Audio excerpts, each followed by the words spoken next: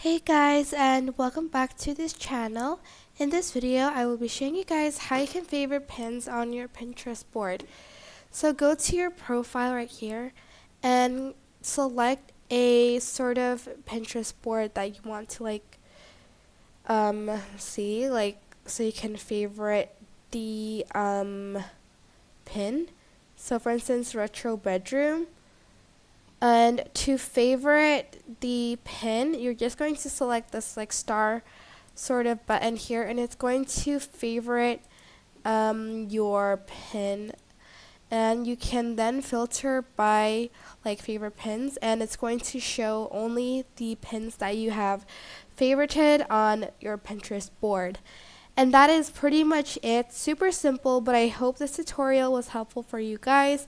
Don't forget to like, comment, share, and also subscribe to this channel if you haven't done that. If you have any questions, just leave it in the comment section down below, and I will try my best to answer them all. Thank you so much for watching. Bye!